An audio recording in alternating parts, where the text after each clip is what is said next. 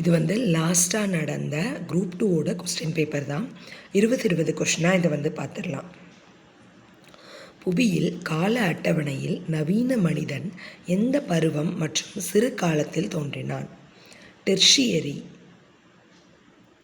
பெலியோசின், tertiary பிலியோசன், tertiary ஆலிகோசன், tertiary மயோசன் அப்படின்னு சொல்லி இருக்குது. ஸோ பீரியட் வந்து இதில் டிஃப்ரெண்ட்டாகவே கொடுக்கல, சேமாக எல்லாமே சேம் பீரியட் தான் கொடுத்துருக்காங்க. டெரிட்டரின்னு சொல்லி இங்கிலீஷில் கொடுத்துருக்காங்க, தமிழில் டெர்ஷியரி அப்படின்னு சொல்லி கொடுத்துருக்காங்க. ஆப்ஷன்ஸ் வந்து பேலியோசன், பிலியோசன், ஆலிகோசன், மயோசன் அப்படின்னு சொல்லி கொடுத்துருக்காங்க.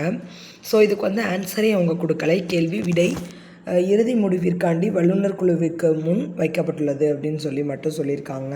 ஸோ இது வந்து எந்த புக்கில் எங்கேயாவது பார்த்துருக்கீங்க அப்படின்னா அதை வந்து கமெண்ட்டில் சொல்லுங்கள் ஃப்ரெண்ட்ஸ். இது வந்து குரூப் 2 லாஸ்ட்டாக நடந்த குரூப் 2A கொஸ்டின் 2025 உள்ளது.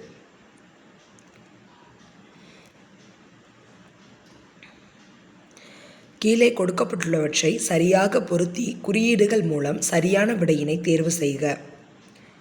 குளோரோஃபார்ம் அப்படின்னா CHCl3. ஸோ குளோரோஃபார்ம் அப்படின்னா என்னது? CHCl3. பாஸ்ஜீன் அப்படின்னா என்னது? COCl2. பாஸ்ஜீன் அப்படின்னா என்னது? COCl2 அப்படிங்கிறதா வந்து பாஸ்ஜீன் அப்படிங்கிறதோட ஆன்சர். கண்ணீர் புகை அப்படிங்கிறது CCl3NO2. CCl3NO2 அப்படிங்கிறது கண்ணீர் புகை. கடுகு வாயு அப்படிங்கிறது ClC2H4SC2H4Cl அப்படின்னு கொடுத்துருக்காங்க. ஸோ குளோரோஃபார்ம் அப்படிங்கிறது CHCl3, பாஸ்ஜீன் அப்படிங்கிறது COCl2, கண்ணீர் புகை அப்படிங்கிறது CCl3NO2, கடுகு வாயு ClC2H4SC2H4Cl அப்படின்னு கொடுத்துருக்காங்க.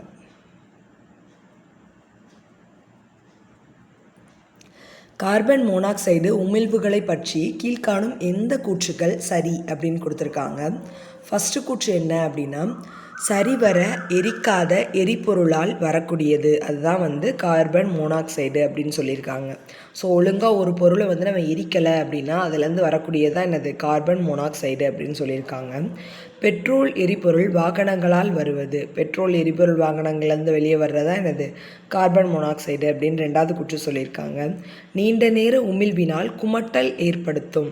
ஸோ இது வந்து ரொம்ப நேரம் வெளியே வந்துகிட்டே இருக்குது, அதை நம்ம சுவாசிச்சுட்டு இருந்தோம் அப்படின்னா நமக்கு வந்து என்ன வரும்? குமட்டல் வரும் அப்படின்னு சொல்லியிருக்காங்க. ஸோ இதில் வந்து எதெல்லாம் சரி அப்படின்னு கேட்டிருக்காங்க.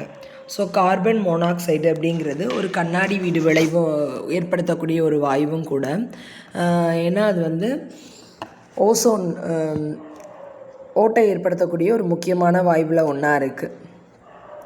ஸோ குளோபல் வார்மிங்லேயும் இது வந்து இம்பார்ட்டண்டான பங்கு வகிக்கு அப்படின்னு சொல்லலாம். ஸோ இந்த கார்பன் மோனாக்சைடு அப்படிங்கிறது வந்து சரியாக நம்ம வந்து ஒரு பொருளை எரிக்கலை அப்படின்னா அந்த எரிக்காத எரிபொருள்லேருந்து வெளியே வரக்கூடியதான் என்னது? இந்த கார்பன் மோனாக்சைடாக இருக்குது. பெட்ரோல் எரிபொருள் வாகனங்கள்லேருந்தும் இது வந்து வெளிவரக்கூடியதாக இருக்குது. நீண்ட நேர உமிழ்வினால் குமட்டல் ஏற்படுத்தும், ரொம்ப நேரம் அது வெளியே வந்துகிட்டே இருக்குது, அதை நம்ம சுவாசிச்சுட்ருக்கோம் அப்படிங்கிற பட்சத்தில் நமக்கு வந்து குமட்டல் ஏற்பட வாய்வு இருக்குது. ஸோ அவங்க வந்து சரியானது என்னலான்னு கேட்டிருக்காங்க.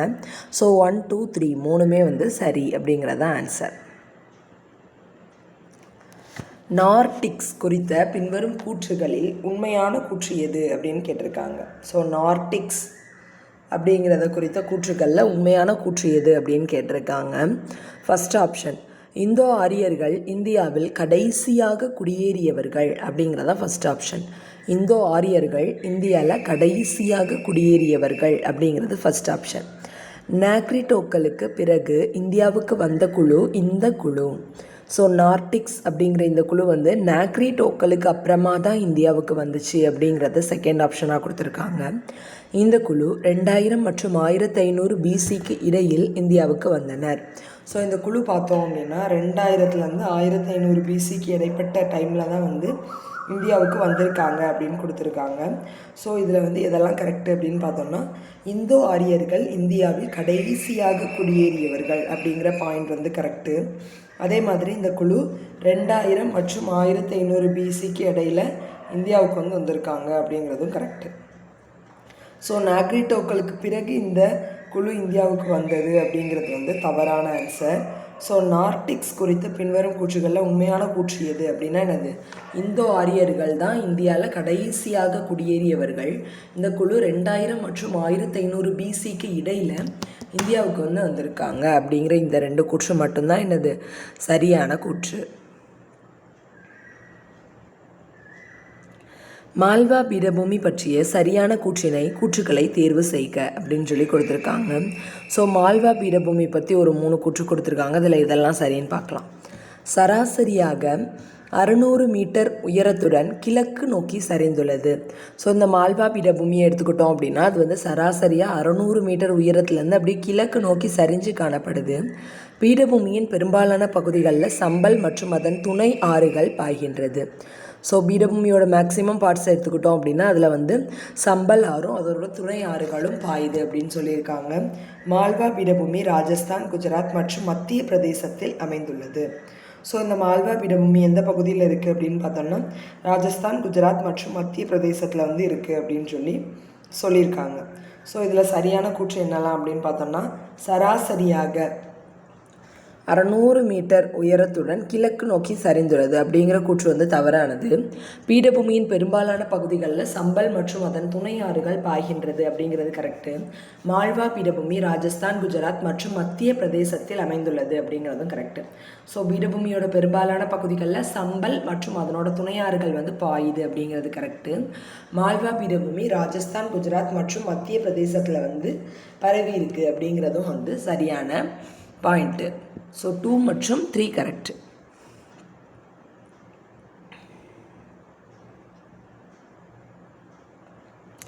கீழே கொடுக்கப்பட்டுள்ள கூற்றுகளில் எவை சரியானவை அப்படின்னு கேட்டிருக்காங்க.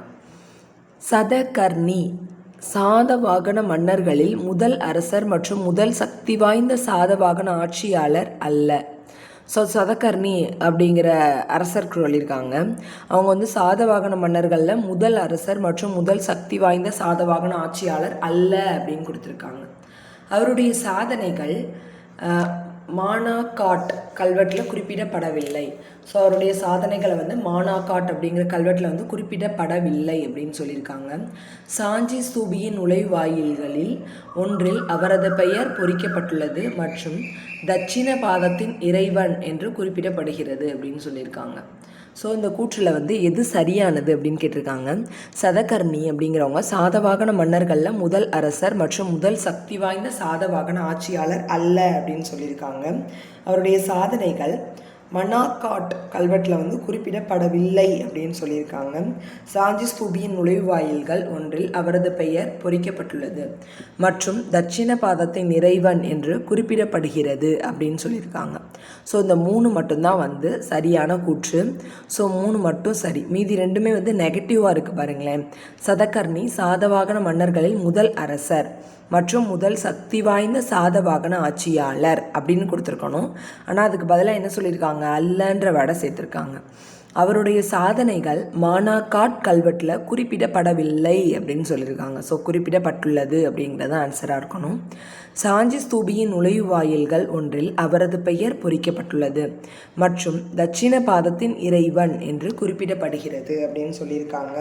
ஸோ இதில் வந்து கரெக்டானது என்னது அப்படின்னு பார்த்தோன்னா, சாஞ்சி ஸ்தூபியின் நுழைவாயில்கள் ஒன்றில் அவரது பெயர் பொறிக்கப்பட்டுள்ளது அப்படிங்கிறது கரெக்டு. தட்சிண பாதத்தின் இறைவன் அப்படின்னு சொல்லி அதில் குறிப்பிடப்பட்டிருக்கு அப்படிங்கிறதும் கரெக்டு. ஸோ 3வது ஆப்ஷன் மட்டும்தான் என்னது சரியானது அப்படின்னு சொல்லியிருக்காங்க. காரணம் மற்றும் கூற்று. அரசியல் தலைவர் என்பதை தவிர கோபாலகிருஷ்ண கோகலே ஒரு சிறந்த சமூக சீர்திருத்தவாதி. இவர் இந்திய சமுதாயத்தின் சேவகர்கள் என்னும் தனித்தன்மை வாய்ந்த அமைப்பை நிறுவியவர் அப்படின்னு சொல்லியிருக்காங்க. ஸோ இதில் வந்து கூற்று காரணம் ரெண்டுமே வந்து சரி அப்படிங்கிறது தான் வந்து நமக்கு சரியான ஆன்சர். அரசியல் தலைவர் அப்படிங்கிறது நமக்கு தெரியும், கோபாலகிருஷ்ண கோகலே அப்படின்னு வரமிச்சில். ஸோ அது தவிர அவர் வந்து ஒரு நல்ல சமூக சீர்திருத்தவாதியாகவும் இருந்திருக்காரு அப்படிங்கிறது தான் இந்த ஃபஸ்ட் ஆப்ஷன். செகண்ட் என்ன சொல்லியிருக்காங்கன்னா, இவர் இந்திய சமுதாயத்தின் சேவகர்கள் என்னும் தனித்தன்மை வாய்ந்த அமைப்பை வந்து நிறுவியிருக்காரு அப்படின்னு சொல்லியிருக்காங்க. இவர் இந்திய சமுதாயத்தின் சேவகர்கள் என்னும் தனித்தன்மை வாய்ந்த சமுதாய அமைப்பினை வந்து நிறுவியிருக்காரு அப்படின்னு சொல்லியிருக்காங்க. ஸோ கூற்று காரணம் ரெண்டுமே வந்து சரி அப்படிங்கிறது தான் வந்து கரெக்டான ஆப்ஷன். பின்வரும் நிகழ்வுகளை கால வரிசைப்படி அடுக்குக அப்படின்னு சொல்லியிருக்காங்க. ஸோ ஃபஸ்ட்டு வந்து சிட்டகாங் வெடிப்பு அப்படிங்கிறதான் ஃபஸ்ட்டு. சிட்டகாங் வெடிப்பு அப்படிங்கிறது தான் கரெக்டு. செகண்ட் ஆப்ஷன் வந்து காந்தி இர்வின் உடன்படிக்கை. ஸோ சிட்டகாங் வெடிப்பு அப்படிங்கிறது எந்த வருஷம் நடந்துச்சுன்றதை கமெண்ட் பண்ணுங்கள். காந்தி இர்வின் உடன்படிக்கை அப்படிங்கிறது எந்த வருஷம்? அதுக்கப்புறமா வகுப்புவாத தீர்வு அப்படின்னு சொல்லியிருக்காங்க. ஸோ வகுப்புவாத தீர்வு அப்படின்னா என்னது? கம்யூனியல் அவார்டு அப்படின்னு கொடுத்துருக்காங்க. அதுக்கப்புறமா பூனா ஒப்பந்தம். ஸோ இதில் இருக்கிறதுலே பூனா ஒப்பந்தம் தான் வந்து லாஸ்ட்டாக வந்தது அப்படின்னு சொல்லியிருக்காங்க. இதுக்கு இயர் தெரிஞ்சால் கமெண்ட் பண்ணுங்கள் ஃப்ரெண்ட்ஸ். சிட்டகாங் வெடிப்பு அப்படிங்கிறது ஃபஸ்ட்டு, காந்தி இர்வின் உடன்படிக்கை அப்படிங்கிறது செகண்டு, வகுப்புவாத தீர்வு அப்படிங்கிறது தேர்டு, பூனா ஒப்பந்தம் அப்படிங்கிறது வந்து ஃபோர்த்து அப்படின்னு சொல்லியிருக்காங்க.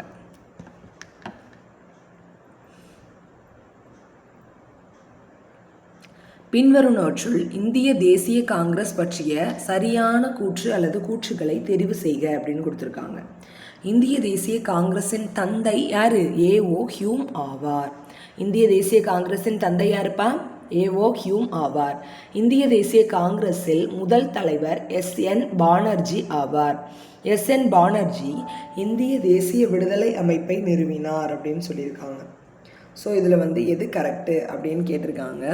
ஸோ ஏஓ ஹியூம் அப்படிங்கிறவங்க தான் இந்திய தேசிய காங்கிரஸோட தந்தை அப்படிங்கிறது நமக்கு தெரியும். ஸோ ஃபஸ்ட்டு கூற்று வந்து கரெக்டு. இந்திய தேசிய காங்கிரஸின் முதல் தலைவர் யார்?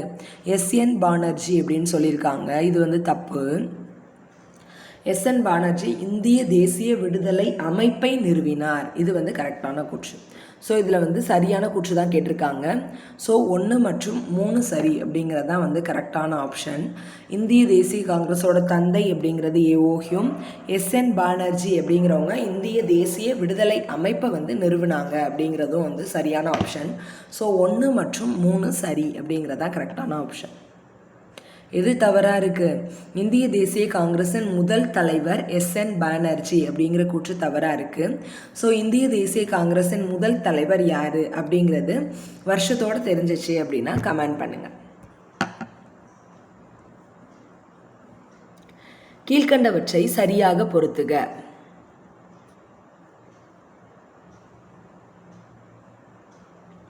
ஸோ இது வந்து நமக்கு பொறுத்துக்க கிடையாது, பொருத்தி தான் கொடுத்துருக்காங்க. இதில் எது சரி அப்படிங்கிறத மட்டும்தான் இப்போ நம்ம கண்டுபிடிக்கணும். ஸோ வந்து ஃபஸ்ட்டு புத்த கையா அப்படிங்கிறது வந்து பகல்கண்ட் அப்படிங்கிற இடத்துல இருக்குதுன்னு சொல்லியிருக்காங்க. அதுக்கப்புறமா கஜிராகோ அப்படிங்கிறது வந்து பண்டல்கண்ட் அப்படிங்கிற இடத்துல இருக்குது அப்படின்னு சொல்லியிருக்காங்க. ஷிர்டி அப்படிங்கிறது வந்து விதர்பா, நாசிக் மால்வா, திருப்பதி ராயலசீமா அப்படின்னு கொடுத்துருக்காங்க. ஸோ இதில் வந்து திருப்பதி ராயலசீமா அப்படிங்கிற பகுதியில் இருக்குது அப்படிங்கிறது கரெக்டு. கஜிராகோ அப்படிங்கிறது பண்டல்கண்டில் இருக்குது அப்படிங்கிறது கரெக்டு.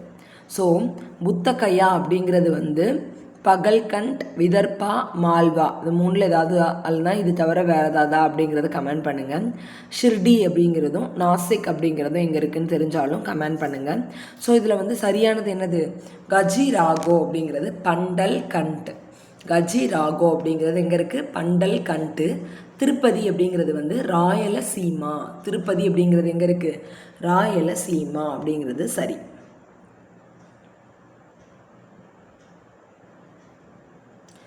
இந்திய சட்டத்திருத்தத்தின் மூலம் அடிப்படை கடமைகளானது இந்திய அரசியலமைப்பில் சேர்க்கப்பட்டது. ஸோ இந்த சட்டத்திருத்தத்தின் மூலமாக தான் அடிப்படை கடமைகள் வந்து இந்திய அரசியலமைப்பில் சேர்க்கப்பட்டது அப்படின்னு சொல்லியிருக்காங்க. ஸோ இதுக்கு வந்து கரெக்டான ஆப்ஷன் 42nd அமெண்ட்மெண்ட் 1976. ஸோ இந்த சட்டத்திருத்தத்தின் மூலமாக தான் அடிப்படை கடமைகள் வந்து என்ன பண்ணாங்க, அரசியலமைப்பில் சேர்த்தாங்க. ஸோ 42வது அரசியலமைப்பு திருத்தம் 1976 அப்படிங்கிறது தான் வந்து சரியான ஆப்ஷன். 42வது அரசியலமைப்பு திருத்தம் 1976.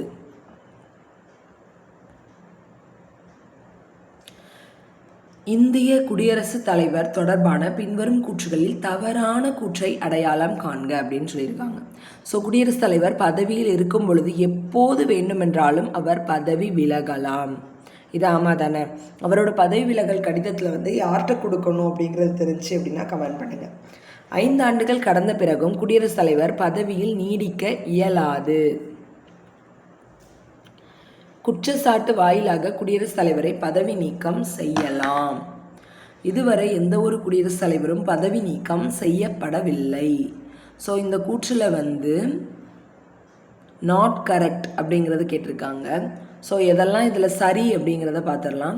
குடியரசுத் தலைவர் பதவியில் இருக்கும்போது எப்போது வேண்டுமென்றாலும் அவர் பதவி விலகலாம். ஸோ பதவி விலகல் கடிதத்தை எழுதி நேராக கொண்டு போய் கொடுத்துட்டு அவர் வந்து பதவி விலகிக்கலாம் அப்படிங்கிறது தான் வந்து ஃபர்ஸ்ட் ஆப்ஷன். குற்றச்சாட்டு வாயிலாக குடியரசுத் தலைவரை பதவி நீக்கம் செய்யலாம் அப்படிங்கிறதான் செகண்ட் ஆப்ஷன். ஸோ ஏதாவது ஒரு குற்றச்சாட்டு ஏற்படுது அப்படிங்கிற பட்சத்தில் அவர் மேலே நம்ம பதவி நீக்கம் அப்படிங்கிற தீர்மானத்தை கொண்டு வரலாம். இதுவரை எந்த ஒரு குடியரசுத் தலைவரும் பதவி நீக்கம் செய்யப்படவில்லை. ஸோ இது மூணுமே வந்து சரியான கூற்று. தவறான கூற்று எது? 5 ஆண்டுகள் கடந்த பிறகும் குடியரசுத் தலைவர் பதவியில் நீடிக்க இயலும் அப்படிங்கிறது தான் வந்து சரியான கூற்று. ஸோ அதுக்கு இது தவறாக இருக்குது. என்னது? 5 ஆண்டுகள் கடந்த பிறகும் குடியரசுத் தலைவர் பதவியில் நீடிக்க இயலாது அப்படின்னு சொல்லி அதை வந்து தவறாக கொடுத்துருக்காங்க. ஸோ அதுக்கு பதிலாக 5 ஆண்டுகள் கடந்த பிறகும் குடியரசுத் தலைவர் பதவியில் நீடிக்க இயலும் அப்படிங்கிறது தான் சரியான கூற்று. கீழ்கண்ட தமிழ்நாடு பஞ்சாயத்துக்கள் சட்டம் 1994 தொடர்பானவற்றில் சரியானவை எவை அப்படின்னு கேட்டிருக்காங்க. இச்சட்டத்தின் 2ஆம் அத்தியாயம் கிராம சபை தொடர்பானது ஆகும். இதன் 7ஆம் அத்தியாயம் வரி விதிப்பு மற்றும் நிதி தொடர்பானது ஆகும். இதன் 12வது அத்தியாயம் அபராதங்கள் தொடர்பானது ஆகும் அப்படின்னு சொல்லி கேட்டிருக்காங்க. ஸோ இதெல்லாம் வந்து கண்டிப்பாகவே நம்ம வந்து பெரிய லெவலில் பால்ட்டி ரெடி பண்ணி வச்சுருந்தா தான் நமக்கு ஆன்சர் தெரியும். ஸோ 1 மற்றும் 3 அப்படிங்கிறதான் சரியானதான். இந்த சட்டத்தின், அதாவது தமிழ்நாடு பஞ்சாயத்துக்கள் சட்டம் 1994 அப்படிங்கிறதுல சரியானது என்னதுன்னா, இச்சட்டத்தின் 2ஆம் அத்தியாயம் கிராம சபை தொடர்பானது ஆகும் அப்படிங்கிறது சரி. இதன் 12வது அத்தியாயம் அபராதங்கள் தொடர்பானது ஆகும் அப்படிங்கிறதும் சரி. ஸோ கீழ்கண்டவற்றில் எது சரி அப்படின்னு கேட்டாங்கன்னா, தமிழ்நாடு பஞ்சாயத்துக்கள் சட்டம் 1994 தொடர்பானவற்றில் சரியானவை எவை அப்படின்னு கேட்டிருக்காங்க. சட்டம் 2ஆம் அத்தியாயம் கிராம சபை தொடர்பானது ஆகும் அப்படிங்கிறது சரி. இதன் 12வது அத்தியாயம் அபராதங்கள் தொடர்பானது ஆகும் அப்படிங்கிறதும் சரி. ஸோ எது வந்து தவறு அப்படின்னு பார்த்தோம்னா, இதன் 7ஆம் அத்தியாயம் வரி விதிப்பு மற்றும் நிதி தொடர்பானது ஆகும் அப்படின்னு கொடுத்துருக்காங்க இல்லையா, அது வந்து தவறு அப்படிங்கிறது தெரியுது. ஸோ இச்சட்டத்தின் 2ஆம் அத்தியாயம் கிராம சபை தொடர்பானது ஆகும் அப்படிங்கிறது கரெக்டு. இதன் 12வது அத்தியாயம் அபராதங்கள் தொடர்பானது ஆகும். ஸோ 2 வந்து கிராம சபை தொடர்பானது. தமிழ்நாடு பஞ்சாயத்துக்கள் சட்டம் 1994 பிரிவுக்கு கீழே வந்திருக்க சட்டத்தில் வந்து 2வது அத்தியாயம் வந்து கிராம சபை தொடர்பானது. அதோட 12வது அத்தியாயம் வந்து அபராதங்கள் தொடர்பானது. ஸோ இது 2 தான் கரெக்டு. வரி விதிப்பு மற்றும் நிதி தொடர்பானது எத்தனாவது அத்தியாயம் அப்படின்னு யாருக்காவது தெரிஞ்சிச்சுன்னா கமெண்ட் பண்ணுங்க.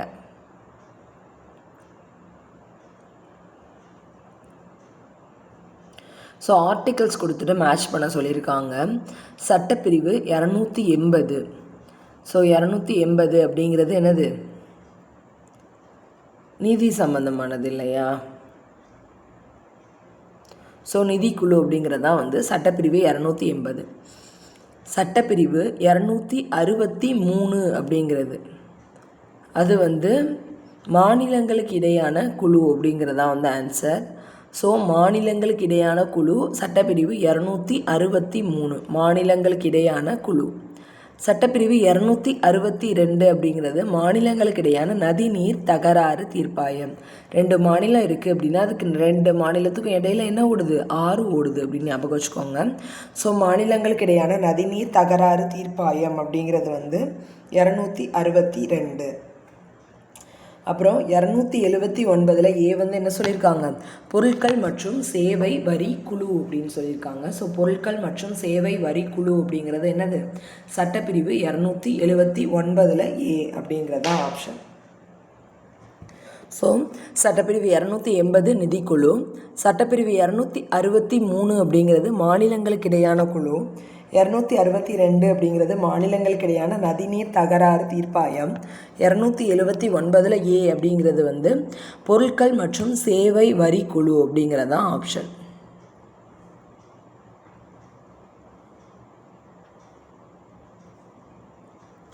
ஸோ இதில் வந்து தவறானது என்னது அப்படின்னு சொல்லி கேட்டிருக்காங்க.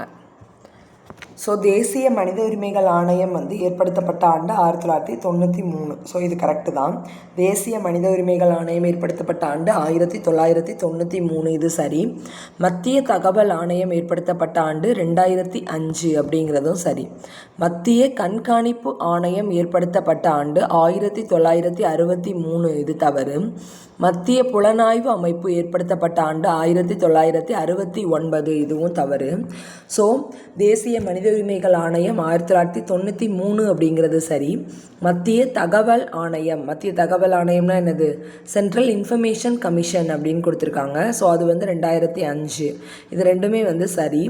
ஸோ மத்திய கண்காணிப்பு ஆணையம் அப்படிங்கிறது எந்த வருஷம் அப்படின்னும், சென்ட்ரல் விஜிலன்ஸ் கமிஷன் அதான், அது வந்து மத்திய கண்காணிப்பு ஆணையம் அப்படின்னு கொடுத்துருக்காங்க. Central bureau of investigation, CBI சொல்லுவோம் இல்லையா, மத்திய புலனாய்வு அமைப்பு. ஸோ அது எந்த வருஷம் அப்படிங்கிறது தெரிஞ்சவங்க வந்து கமெண்ட் பண்ணுங்கள்.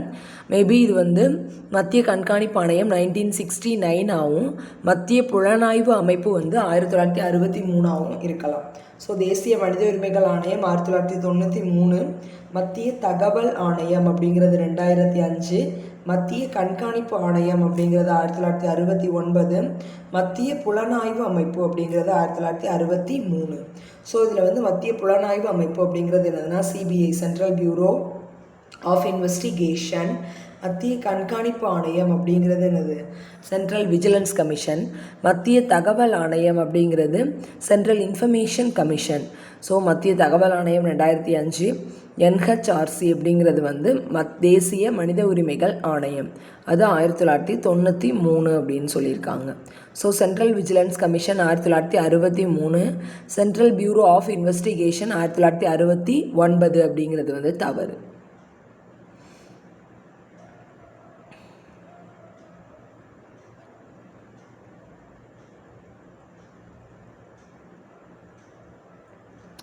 தமிழ்நாடு நுகர்வோர் பாதுகாப்பு சட்டம். ஸோ இதில் என்ன சொல்லியிருக்காங்க, சரியான விடையை பொறுத்துக்கன்னு கேட்டிருக்காங்க.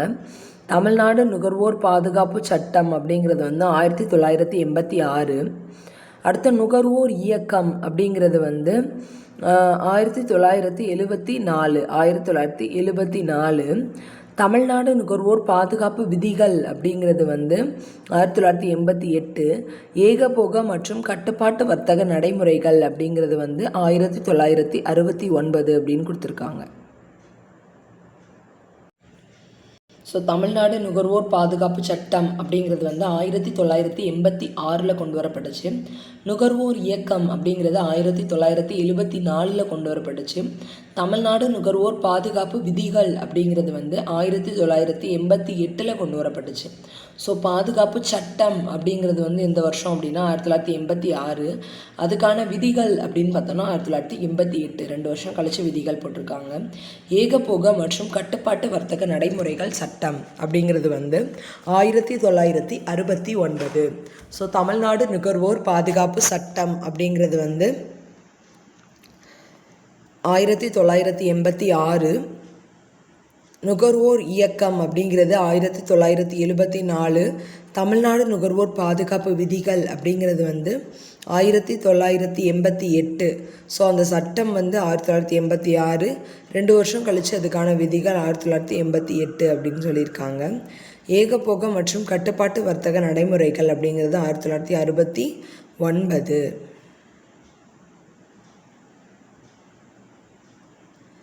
தமிழக அரசு ஏப்ரல் 29 முதல் மே 5ஆம் தேதி வரை இவருடைய பிறந்த நாளை கொண்டாடியது. ஸோ யாருடைய பிறந்த நாளை கொண்டாடிச்சு? கரண்ட் அஃபேர்ஸ் பாவேந்தர் பாரதிதாசனுடையதை கொண்டாடியிருக்கு. ஸோ தமிழக அரசு ஏப்ரல் 29 முதல் மே 5ஆம் தேதி வரை இவருடைய பிறந்த நாளை கொண்டாடியது. பாவேந்தர் பாரதிதாசன் அவங்களுடைய பிறந்த நாளை தான் கொண்டாடியிருக்கு. ஸோ நிதி ஆயோக்கின் எஸ்டிஜி இந்திய குறியீடு 2023-24 தரவரிசைப்படி பின்வரும் மாநிலங்களை வரிசைப்படுத்துக அப்படின்னு சொல்லியிருக்காங்க. ஸோ என்ன வரிசை அப்படின்னா, ஃபஸ்ட்டு உத்தரகாண்ட், அடுத்த கேரளா, அடுத்த தமிழ்நாடு, லாஸ்ட்டாக தான் கோவா அப்படின்னு சொல்லியிருக்காங்க. ஸோ நிதி ஆயோக்கின் எஸ்டிஜி இந்திய குறியீடு 2023-24 தரவரிசைப்படி பின்வரும் மாநிலங்களை வரிசைப்படுத்துக அப்படின்னு சொன்னாங்கன்னா, ஃபஸ்ட்டு உத்தரகாண்ட், அப்புறமா கேரளா, அப்புறமா தமிழ்நாடு, அப்புறமா லாஸ்ட்டாக தான் என்னது கோவா அப்படின்னு சொல்லிட்டாங்க.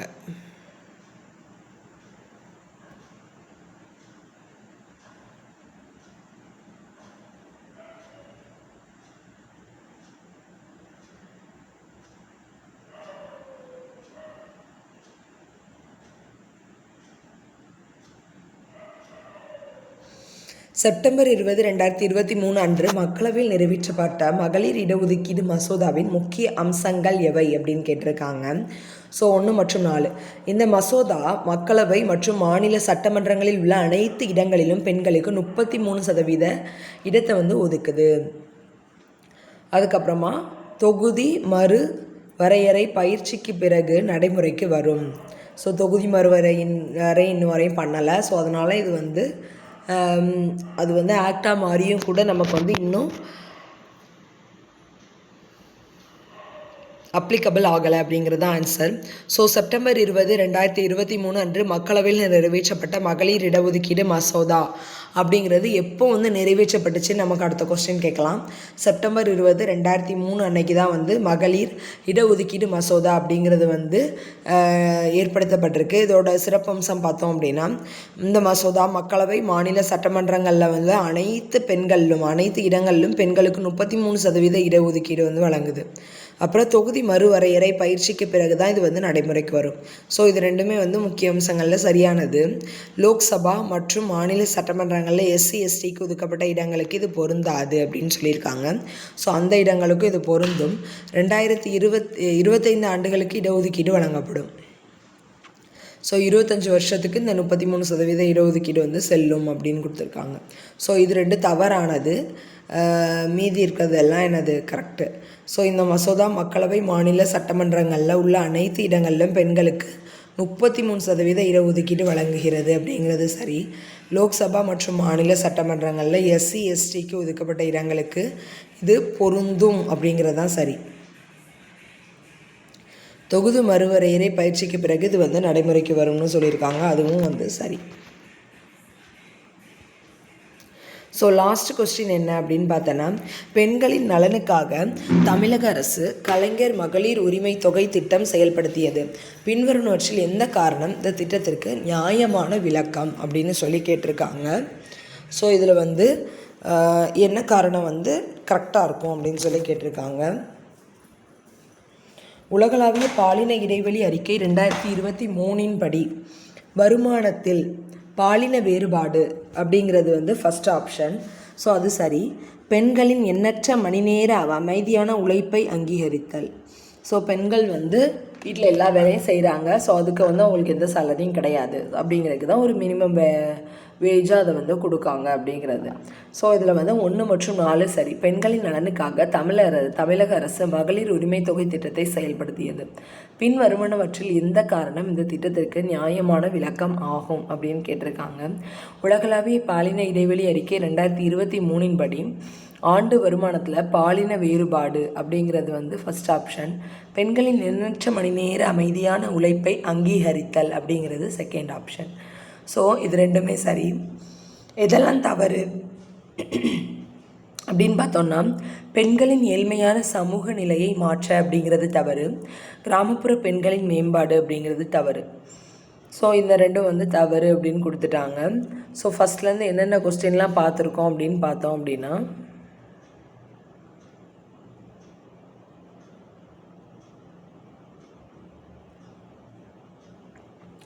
ஃபஸ்ட்டு கொஸ்டின் புவியியல் கால அட்டவணையில் நவீன மனிதன் எந்த பருவம் மற்றும் சிறு காலத்தில் தோன்றினான் அப்படின்னு சொல்லியிருக்காங்க. ஸோ பருவம் எல்லாமே சேமாக இருக்கிறனால இந்த கொஸ்டின் வந்து வல்லுநர் குழுவுக்கு அனுப்பப்பட்டுள்ளதுன்னு சொல்லிட்டாங்க. ஸோ பேலியோசன், பிலியோசன், ஆலிகோசன், மயோசன் அப்படின்னு சொல்லி கொடுத்துருக்காங்க. Second option. கொடுக்கப்பட்டுள்ளவற்றை சரியாக பொருத்தி குறியீடுகள் மூலம் சரியான விடையினை தேர்வு செய்க அப்படின்னு சொல்லியிருக்காங்க. ஸோ குளோரோஃபார்ம் அப்படிங்கிறது வந்து CHCl3. ஸோ CHCl3 அப்படிங்கிறது தான் வந்து குளோரோஃபார்ம். பாஸ்ஜீன் அப்படிங்கிறது வந்து COCl2. ஸோ பாஸ்ஜீன் அப்படிங்கிறது வந்து COCl2 அப்படிங்கிறதான் வந்து பாஸ்ஜீன். கண்ணீர் புகை அப்படிங்கிறது CCl3NO2. ஸோ CCl3NO2 அப்படிங்கிறது கண்ணீர் புகை. கடுகு வாயு அப்படிங்கிறது ClCl2 H4 SC4 C2H4C. So என்ன சொல்லியிருக்காங்க, ClC2 H4 மறுபடி C2H4 அந்த பக்கம் வருது, அதில் ஒரு Cl இருக்குது. ஸோ ClC2H4 அப்படிங்கிறதா ரெண்டு பக்கமும் வருது, நடுவில் ஒரே ஒரு S இருக்குது. ஸோ ClC2H4 ClC2H4 ரெண்டு பக்கமும் வருது, நடுவில் ஒரு S மட்டும் இருக்குது. ஸோ குளோரோஃபார்ம் அப்படிங்கிறது CHCl3, பாஸ்ஜீன் அப்படிங்கிறது COCl2, கண்ணீர் புகை அப்படிங்கிறது CCl3NO2, கடுகு வாயு அப்படிங்கிறது ClC2H4S,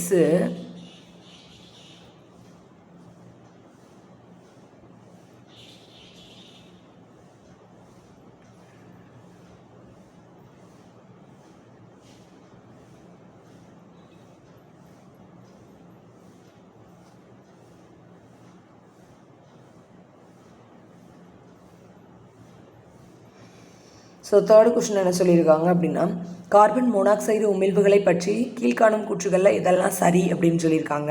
ஸோ சரிவர எரிக்காத எரிபொருளிலிருந்து வரக்கூடியது இது சரி. பெட்ரோல் எரிபொருள் வாகனங்கள்லேருந்து வரக்கூடியது இதுவும் சரி. நீண்ட நேர உமிழ்வினால் குமட்டல் ஏற்படுத்தும் இதுவும் சரி. ஸோ மூணுமே வந்து சரி அப்படிங்கிறதா கரெக்டான ஆப்ஷன். நாலாவது, நார்டிக்ஸ் குறித்த பின்வரும் கூற்றுகளில் உண்மையானது எது அப்படின்னு கேட்டிருக்காங்க. ஸோ இதில் வந்து உண்மையானது என்னதெல்லாம் அப்படின்னு பார்த்தோம்னா, இந்தோ ஆரியர்கள் இந்தியாவில் கடைசியாக குடியேறியவர்கள் அப்படிங்கிறது சரி. இந்த குழு 2000 மற்றும் 1500 BCக்கு இடைப்பட்ட காலத்தில் வந்து இந்தியாவுக்கு வந்தனர் அப்படிங்கிறது சரி. சார் நாக்ரிட்டோக்களுக்கு பிறகு இந்தியாவுக்கு வந்த குழு அப்படிங்கிறதா நார்டிக்ஸ் அப்படிங்கிற ஆப்ஷன் வந்து தவறு. மால்வா பீடபூமி பற்றிய சரியான கூற்றுகளை தெரிவு செய்க அப்படிங்கிறதுல பீடபூமியின் பெரும்பாலான பகுதிகளில் சம்பல் மற்றும் அதன் துணை ஆறுகள் பாய்கிறது அப்படிங்கிறது சரி. மால்வா பீடபூமி ராஜஸ்தான், குஜராத் மற்றும் மத்திய பிரதேசத்தில் அமைந்துள்ளது அப்படிங்கிறதும் சரி. ஸோ ஆறாவது கொஸ்டின் என்ன அப்படின்னா, கூற்றுகளில் இது சரியானதுன்னு தான் கேட்டிருக்காங்க. ஸோ இதில் வந்து 3 மட்டும் தான் சரி. சாஞ்சஸ் தோபியின் நுழைவாயில்கள் ஒன்றில் அவரது பெயர் பொறிக்கப்பட்டுள்ளது மற்றும் தட்சிண பாதத்தின் இறைவன் என்று குறிப்பிடப்பட்டுள்ளது. சதகர்ணி அப்படிங்கிறவங்கள பற்றின கூற்று. ஸோ அதில் வந்து எதெல்லாம் தவறு அப்படின்னா, அவருடைய சாதனைகள் மனாக்காட் கல்வெட்டில் குறிப்பிடப்படவில்லை அப்படின்னு கொடுத்துருக்காங்க. ஸோ அது தவறு, குறிப்பிடப்பட்டுள்ளது. சதகர்ணி சாதவாகன மன்னர்களில் முதல் அரசர் மற்றும் முதல் சக்தி வாய்ந்த சாதவாகன ஆட்சியாளர் அப்படிங்கிறது சரி.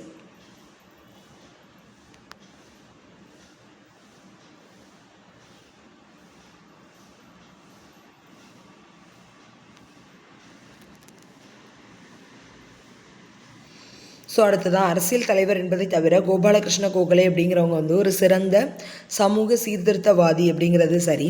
இவர் இந்திய சமுதாயத்தின் சேவகர்கள் என்னும் தனித்தன்மை வாய்ந்த அமைப்பை நிறுவியவர். ஸோ இந்திய சமுதாயத்தோட சேவகர் யார்? கோபாலகிருஷ்ண கோகலே. அந்த அமைப்பை நிறுவியவர் கோபாலகிருஷ்ண கோகலே.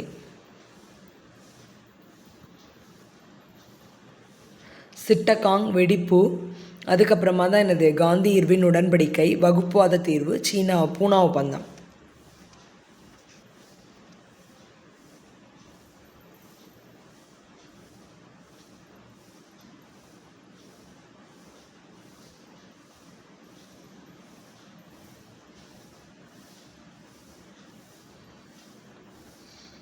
இந்திய தேசிய காங்கிரஸோட தந்தை ஓஹியூம் அப்படிங்கிறது சரி. எஸ்என் பானர்ஜி இந்திய தேசிய விடுதலை அமைப்பை தொடங்கினார்.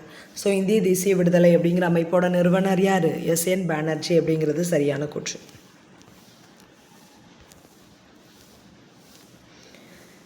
கஜிராகோ அப்படிங்கிறது பண்டல்கண்ட் அப்படிங்கிற இடத்தை சார்ந்ததாகும். திருப்பதி அப்படிங்கிறது ராயலசீமா அப்படிங்கிற இடத்தை சார்ந்தது. இது ரெண்டும் சரி. ஸோ ஷிர்டி அப்படிங்கிறது எந்த இடம், நாசிக் அப்படிங்கிறது எந்த இடம், புத்த கையா அப்படிங்கிறது எந்த இடம்.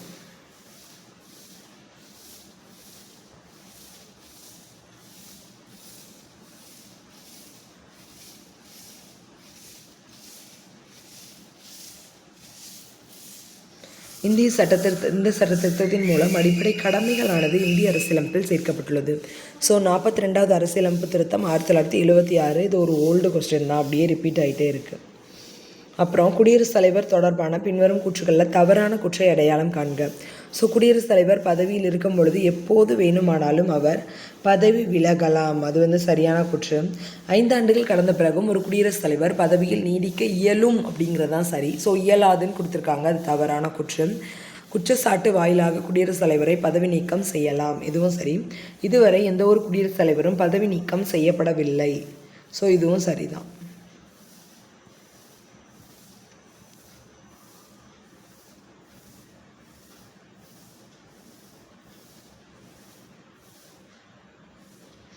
தமிழ்நாடு பஞ்சாயத்துக்கள் 1994 தொடர்பான சரியானது எதுன்னு கேட்டிருக்காங்க. ஸோ இந்த சட்டத்தின் 2வது அத்தியாயம் கிராம சபை தொடர்பானது ஆகும், அது சரி.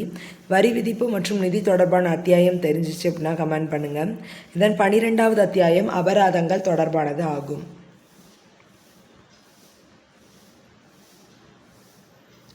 சட்டப்பிரிவு 280 அப்படிங்கிறது நிதிக்குழு பற்றினது. சட்டப்பிரிவு 263 அப்படிங்கிறது மாநிலங்களுக்கு இடையிலான குழு. சட்டப்பிரிவு 262 மாநிலங்களுக்கு இடையான நதிநீர் தகராறு தீர்ப்பாயம். சட்டப்பிரிவு 279 ஏ என்ன சொல்லுது அப்படின்னா,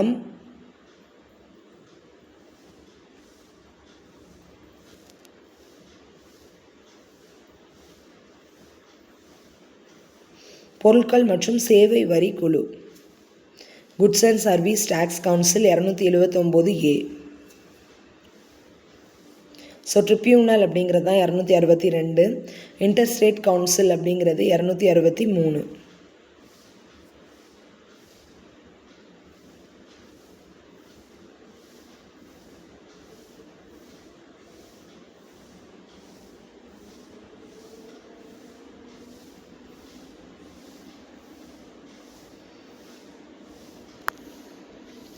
ஸோ இதில் தவறான இணை கேட்டிருக்காங்க. தவறான இணைக்கு ஆப்ஷன் என்ன அப்படின்னா, மத்திய கண்காணிப்பு ஆணையம் 1963 அப்படிங்கிறதும், மத்திய புலனாய்வு ஆணையம் 1969, இது ரெண்டும் தவறு. மத்திய தகவல் ஆணையம் அப்படிங்கிறது 2005 ஏற்படுத்தப்பட்டுச்சு. மத்திய மனித உரிமைகள் ஆணையம் அப்படிங்கிறது 1993 ஏற்படுத்தப்பட்டுச்சு, அது ரெண்டும் சரி. மத்திய கண்காணிப்பு ஆணையம் அப்படிங்கிறது 1969 இருக்கலாம். மத்திய புலனாய்வு ஆணையம் அப்படிங்கிறது 1963 இருக்கலாம்.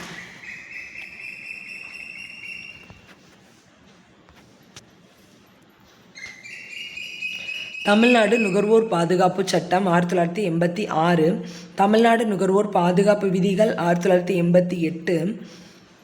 நுகர்வோர் இயக்கம் அப்படிங்கிறது 1969. ஏகபோக மற்றும் கட்டுப்பாட்டு வர்த்தக நடைமுறைகள் 1970. ஏகபோக மற்றும் கட்டுப்பாட்டு வர்த்தக நடைமுறைகள் தான் 1969. தமிழ்நாடு நுகர்வோர் பாதுகாப்பு சட்டம் அப்படிங்கிறது 1986. தமிழ்நாடு நுகர்வோர் பாதுகாப்பு விதிகள் 1988. தமிழ்நாடு நுகர்வோர் இயக்கம்.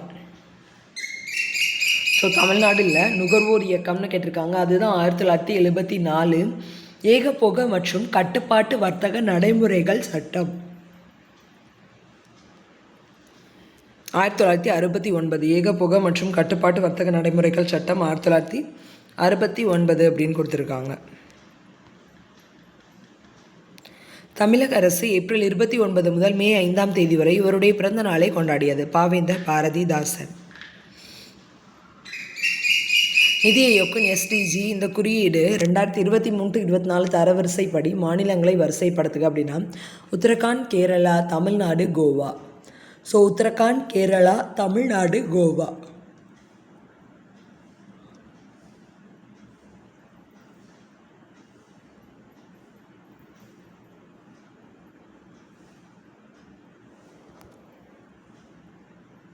செப்டம்பர் 20, 2023 அன்று மக்களவையில் நிறைவேற்றப்பட்ட மகளிர் இடஒதுக்கீடு மசோதாவோட முக்கிய அம்சங்கள். ஸோ இதில் வந்து இன்னொரு ஞாபகம் வச்சுக்கோங்க, செப்டம்பர் 20, 2023 தான் அது வந்து மக்களவையில் வந்து நிறைவேறியிருக்கு. இந்த மசோதா மக்களவை மாநில சட்டமன்றங்களில் உள்ள அனைத்து இடங்களிலும் பெண்களுக்கு 33% இடஒதுக்கீடு அப்படிங்கிறது சரி, 25 ஆண்டுகளுக்கு இடஒதுக்கீடு வழங்கப்படும் அப்படிங்கிறது தவறு. ஸோ தொகுதி மறுவரையறை பயிற்சிக்கு பிறகு நடைமுறைக்கு வருங்கிறது சரி. லோக்சபா மற்றும் மாநில சட்டமன்றங்களில் எஸ்சி எஸ்டிக்கு ஒதுக்கப்பட்ட இடங்களுக்கு இது பொருந்தாது அப்படிங்கிறது வந்து தவறு. ஸோ பொருந்தும் அப்படிங்கிறதா சரி. லாஸ்ட் கொஸ்டின் என்ன அப்படின்னு பார்த்துடலாம்.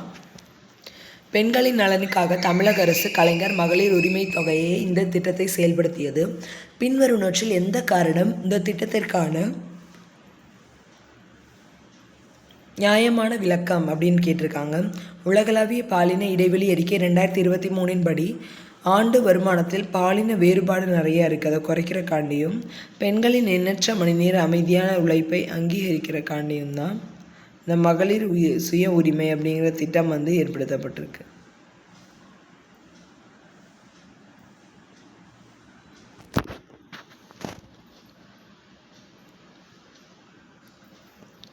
ஸோ இதோட இந்த செஷன் வந்து முடியுது. ஸோ அடுத்த 20 கொஷினை வந்து அடுத்த செஷனில் பார்க்கலாம். Thank you friends.